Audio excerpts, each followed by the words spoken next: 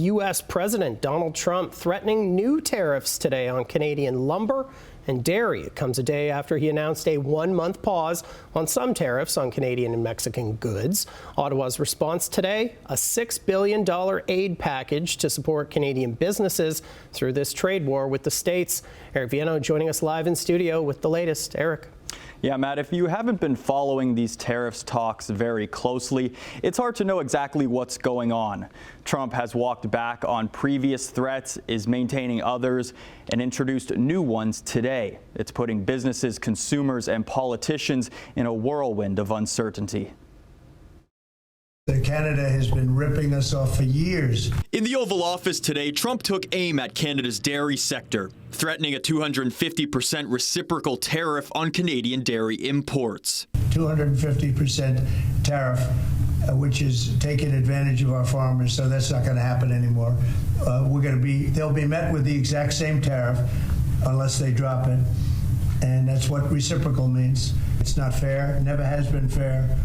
And they've treated our farmers badly. Look, our country's been ripped off by everybody. That stops now. Trump also mentioned planned tariffs on Canadian lumber and said to expect more changes and adjustments on tariffs in the future.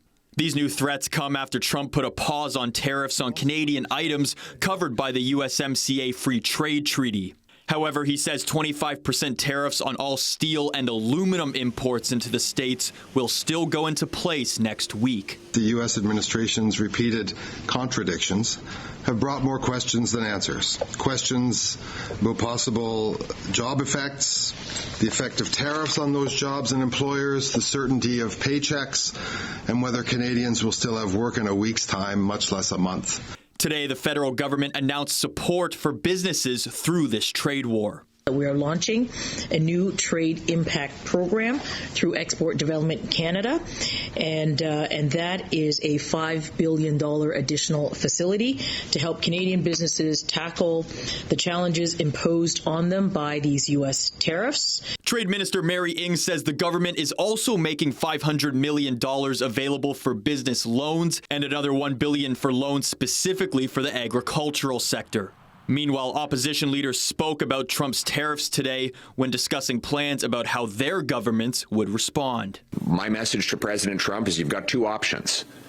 One, you can attack our economy and we will fight back. Your consumers will pay more, your workers will make less. Both our economies will weaken, leaving less money for border security and defense on both sides of the border, and our enemies will grow stronger.